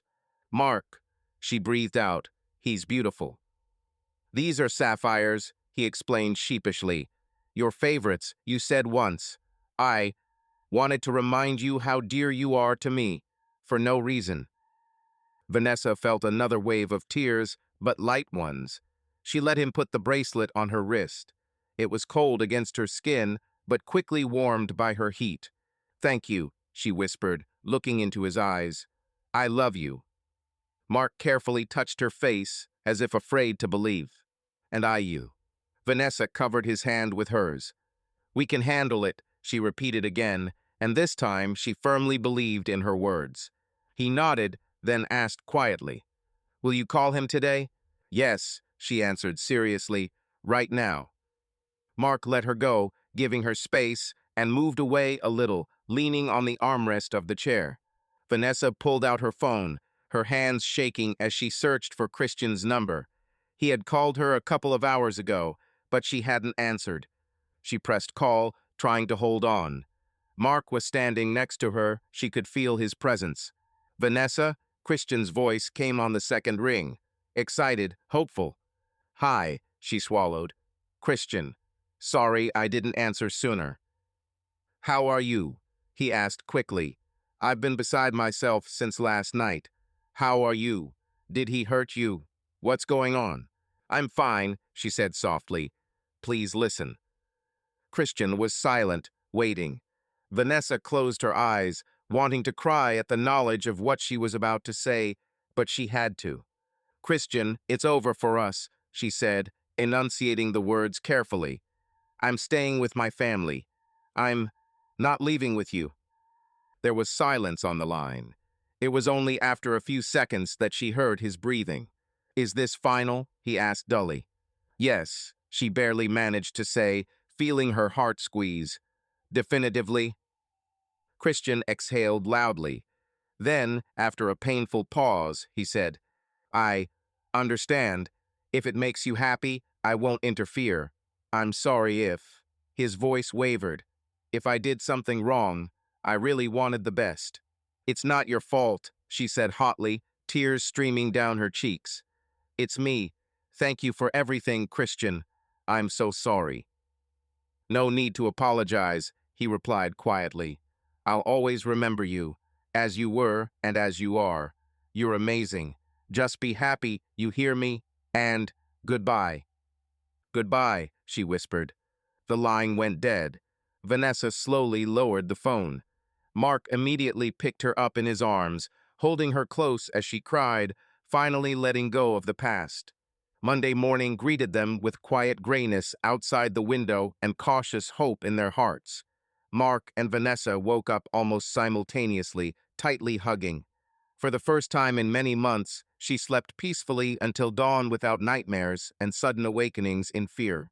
Mark lightly touched her forehead with his lips, whispering, "Good morning." Vanessa smiled, genuinely, warmly. This ordinary family moment suddenly took on the value of something fragile, something rediscovered. She kissed her husband back, feeling her heart fill with a quiet joy. In the kitchen, they were preparing breakfast together. The girls came running earlier than usual. They were clearly eager to make sure that their parents were talking to each other again. Lily, settling herself on her mother's lap, asked seriously, "Mom, are you happy today? You were sad yesterday." Vanessa exchanged a glance with Mark and hugged her daughter. "Yes, sunshine, Mom is happy today," she answered affectionately. Lisa ran up to her father. "Dad, are you going to come home again? You left yesterday." Mark crouched down to be on the same level as her and gently patted her nose. "Of course I will, dear. Dad won't go anywhere without you." Eric was the last to enter the kitchen, intently fishing the last pancake out of the bag. He was silent, but his tense face made it clear that he needed to talk to his eldest son separately. Breakfast was unusually quiet. The girls, satisfied with the answers, chatted cheerfully about their own affairs. Eric ate in silence, avoiding looking at his parents. As the twins ran into the room to pack their bags, Vanessa gently placed her hand on her son's shoulder. "Eric, do you have a minute?" she asked quietly. The son shifted from one foot to the other, nodding. Mark stayed close, understanding the importance of the moment. You've probably noticed that Dad and I have been arguing a little over the last few days, Vanessa began carefully. That's true. It's been tough, but we've sorted it out now. Eric looked up from under his brows, his voice sounding tense. Because of this, well, almost got divorced? The direct question stunned her. Mark exhaled and quickly intervened. Eric, adults sometimes have things that are difficult, but we've solved all the problems. We love each other. No one leaves the family. The son looked searchingly at his father and then at his mother for another second. Then his lips trembled. Is it true? It's true, Vanessa said confidently and pulled her son into a hug. He was almost her height now, but now he looked small and vulnerable. I'm sorry we made you worry. Eric hugged his mother and said quietly over her shoulder, Okay. Mark ruffled his son's hair and added, You are the main man in the family while I am not around. Thank you for worrying about Mom and sisters. But now everything will be fine. I promise. Eric nodded, relief flashing in his eyes, carefully hidden behind his usual seriousness. After that morning, life gradually returned to normal. But some things were never the same again in a good way. It was as if Vanessa and Mark were getting to know each other all over again. They agreed to visit a family psychologist together, and several sessions helped them clarify many things. Vanessa opened up to her husband for the first time, sharing all the fears and grievances she had carried inside for years. Mark, holding her hand, listened, sometimes cried with her. These tears, although painful, washed away the last remnants of unspoken things between them. Mark also confessed how afraid he was of losing her, how he reproached himself for that long-ago offense, and secretly lived with the thought that one day retribution would come. I looked at you every day and wondered how you could continue to love me, he told her one evening after a session. Probably, somewhere I didn't fully believe that I deserved forgiveness. Vanessa then only pressed herself closer to him. Both of them still had to learn to finally forgive and believe again.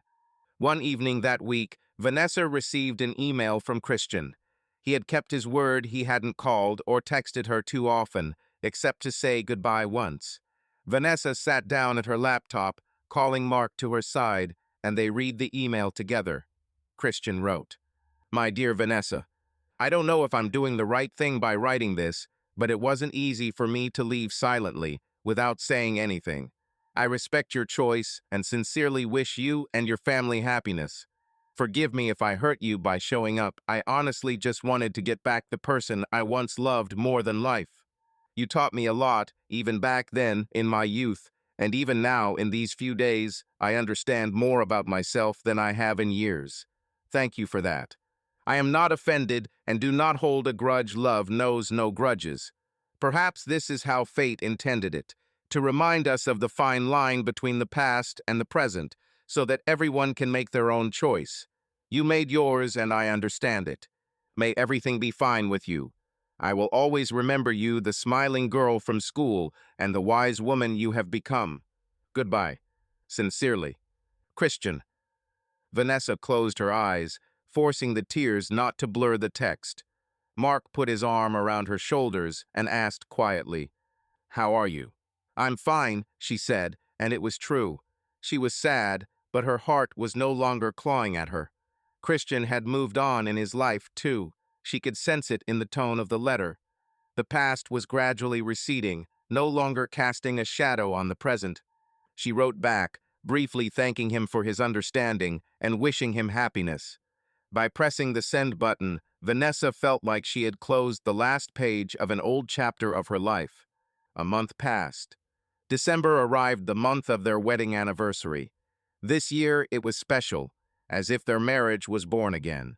On the festive evening, Mark and Vanessa had a family dinner at home. The children excitedly helped set the table. They baked a big cake with their grandmother and ordered pizza, the girls' favorite treat. Everyone joked and laughed at the table. It seemed that even more warmth had settled in the house than before. The children presented their parents with gifts. Lisa and Lily presented a large handmade card made from cardboard, with glitter and appliques of hearts and flowers. It was written in a diligent, childish handwriting. To my beloved mom and dad, happy anniversary. Vanessa became emotional as she hugged the girls. Eric modestly handed over the result of his labors, a wooden photo frame that he had made in his shop class. Inside the frame was an old wedding photo of his parents young and happy, Mark holding his smiling bride in his arms. Now this photo acquired a new meaning. Mark was shocked as he thanked his son for the gift, and Vanessa secretly wiped her eyes. After the children went to bed, Mark lit some candles on the table for them and Vanessa and poured 2 glasses of champagne. To us, he said quietly, clinking glasses with his wife, for getting through the storm and not drowning. Vanessa lightly clinked her glass against his and took a sip. The sparkling wine tickled her palate pleasantly, liberating her soul. Outside the window, she could see the garden tree branches covered in silver frost shimmering in the moonlight. The house was warm and peaceful. You know, she said thoughtfully, I lived in the past for a long time. I was always afraid that it would hurt me again. But now I understand. While you hold on to old pain, you don't give the present a chance. I let go of the past. Mark looked from the flickering candles to her face and smiled softly. He reached across the table, intertwining his fingers with hers. Thank you, he said seriously, for giving us a chance. I promise you'll never regret your choice. We both will, Vanessa replied, squeezing his fingers gently. Thank you, too, for fighting for us. They sat there for a long time, chatting leisurely. They talked about the future, about how they would go on a short trip together in the spring, leaving the children in the care of their grandparents. It had been a long time since they had taken a vacation alone, and the thought inspired them. They had to rebuild romance and trust, but now they both looked forward with hope and optimism. Before going to bed, Mark and Vanessa went to check on the children together. They covered the girls who were tossing and turning in their sleep with a blanket and straightened the bedspread on their son's bed that had gotten tangled up.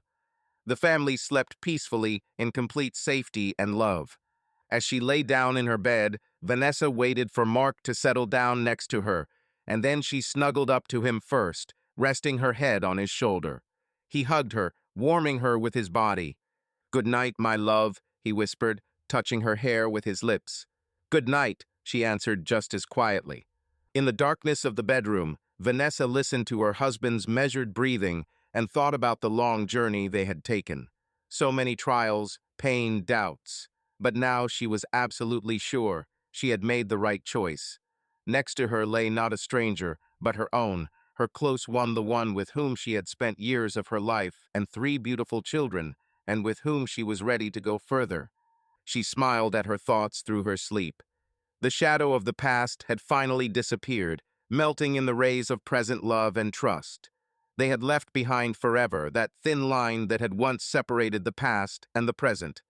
New days awaited them, days that they created together, hand in hand, and neither the past nor fear would stand between them. The April sun gilded the pavements of the old European town where Mark and Vanessa spent their mini honeymoon anew. They chose a cozy, beautiful town for their trip, hidden from the hustle and bustle, the perfect place to devote time only to each other. The couple walked slowly hand in hand along a narrow cobbled street lined with blooming magnolias. The air smelled of the sea and fresh pastries from a nearby bakery. Vanessa stopped at the window of a small knick-knack shop, admiring the ceramic figurines in the form of funny cats. Look how cute, she smiled, pointing to the kitten with the guitar to Mark. Mark looked over her shoulder and laughed quietly. Just like you at school, remember? You played the guitar and sang in the yard. I thought then, what a brave girl, and I immediately fell in love. Vanessa was amazed. You never told me, so I won you over with songs too? You've won me over in every way, he simply replied and kissed her on the tip of her nose. Do you want to buy this cat as a keepsake? She nodded, touched by the unexpected confession. Mark went inside the shop and soon came out with the wrapped figurine. Now this small clay statuette had to take its place at home, reminding them of a new page in their lives. By midday, they were out on the embankment. A gentle sea breeze played with strands of Vanessa's hair. She closed her eyes and took a deep breath of the salty air. Mark hugged her from behind, and together they looked at the sea shimmering in the sun. "What are you thinking about?" he asked softly, pressing his cheek to her temple. "About how good it is now," she answered. "6 months ago, I couldn't even imagine that we would get out like this together, that I would again have the feeling that we were newlyweds on our honeymoon." Mark smiled, hugging her tighter. "That's right. We can consider ourselves on our second honeymoon. And, he turned her face towards him, looking at her seriously and tenderly. "I want to thank you for not refusing to give us a chance." "We both tried," she countered, stroking his cheek. The silver threads that were showing through at his temples were noticeably shining in the sun. Mark had gone a little gray over the last few months of worry, but now his eyes were beaming with happiness and peace. "And I'm grateful to you, too, for not giving up then." They stood there for a while longer, hugging each other, listening to the cries of the seagulls and the splash of the waves against the stone embankment. Then Mark looked at his watch. "I have a little surprise for you. Do you see that gazebo on the rock?" He pointed a little further into the distance, where an open-work white pavilion was visible on a hill above the sea. Vanessa nodded. "Very beautiful, like from a movie. Wait for me there in 10 minutes. Okay." She raised an eyebrow questioningly, but Mark only smiled slyly and gently pushed her towards the path leading to the gazebo. Vanessa, slightly intrigued, climbed the stone steps. The pavilion was empty. The tourist season had not yet begun, not a soul around. She leaned on the carved railing, looking at the boundless sea distance. The wind ruffled the hem of her light seraphim. Mark appeared exactly 10 minutes later, rising quickly. He had a small bouquet in his hands, field daisies and lavender, apparently bought from his grandmother at the market on the way. Vanessa smiled with affection. These modest flowers were much more precious to her than the most luxurious roses. "Please, madam," Mark said with feigned seriousness, approaching and making a mock bow. "Would you do me the honor?" She laughed. "What are you planning, sir?" Mark dropped to one knee and held out the bouquet. "I want to formally ask for your hand. For the second time. Vanessa, will you marry me again?" Vanessa's eyes stung. She took the flowers, clutching them to her chest, and nodded. "Yes, of course, yes." He stood up, his eyes shining. Vanessa couldn't help but kiss him, laughing with joy. "Wait, there's more," Mark said mysteriously. He pulled a folded piece of paper out of his jacket pocket. "The other day, my therapist and I were doing an exercise. Anyway, I wrote you a letter. I wanted to read it at the right moment. I think this is the right moment." Vanessa covered her mouth with her hand in surprise and froze in anticipation. Mark unfolded the paper. His voice wavered slightly with excitement, but gradually strengthened as he read. "My dear Vanessa, if you are reading or hearing this letter, it means that I have finally gathered the courage to say everything that is on my mind. First of all, I love you infinitely. I love you for our past, for the girl who lit a light in me many years ago. I love you in the present for the woman who gives me her kindness and tenderness every day. And I will love you in the future, whatever it may be, because you will always be a part of me. I'm sorry for the pain I caused you. I can't go back and undo what I did, but I can promise that I'll dedicate my entire life to making sure you never cry because of me again. You gave me wonderful children and so many years of support and love. I cherish every minute with you. When we said our vows on our wedding day, I said, 'Until death do us part.' But I had no idea then what trials lay ahead. Now, years later, I want to vow to you anew. I will be there for you through thick and thin, in sickness and in health, and no mistakes or temptations will make me turn from this path. You are my everything, and I am grateful that you are still with me. Thank you, my love, for the second chance. I will never miss it. Yours forever, Mark." His voice broke on the last line. Vanessa, unable to hold back her tears, rushed to her husband and hugged him tightly. "Thank you," was all she could whisper. Mark also teared up, but immediately, smiling through the tears, joked, "I hope you'll marry me again." Of course, she laughed. I'm not going anywhere from you. They kissed a long, tender kiss, accompanied by the sound of the surf. When the kiss ended, Vanessa took his hands in hers, looking into her beloved's eyes. Now let me tell you everything that is in my heart, Mark. She smiled through tears of happiness. I also want to swear to you again. I promise that from now on the past will not come between us. I will believe in you and support you always. You are my man, my support, and the love of my life. And no matter how many years pass, I will choose you again every day. She took a deep breath and continued seriously and tenderly. I am grateful to you for every day that we have lived and for this new chance that you are giving me. I promise to treasure it and never forget the price we paid for it. I swear to walk hand in hand with you, sharing all the joys and difficulties as long as I can breathe. I love you yesterday, today, and tomorrow. Her voice trembled with emotion. Mark, having listened, again pressed his wife to his chest, and they stood like that for several minutes, allowing their hearts to beat in unison. When they finally pulled away from each other, a little, Vanessa said with a smile, I also have a gift. Really? Mark raised his eyebrows. She nodded and pulled a small envelope out of her purse. Mark unfolded it. Inside was a congratulation on their anniversary and 2 tickets to a classical music concert that was to take place a month later. It was Mark's favorite orchestra, whose performance he had long wanted to attend.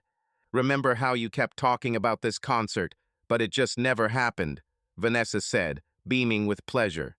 Now I'll have to go. Mark pressed it to his chest along with the tickets. Of course, let's go. Thank you, darling. You're just wonderful. They stood in the gazebo for a long time, hidden from the world in quiet happiness. They remembered every moment of that day. And late in the evening, when the sky above the sea was covered with a scattering of stars, Mark and Vanessa went down to a quiet beach not far from the hotel. The moonlit path trembled on the black surface of the water.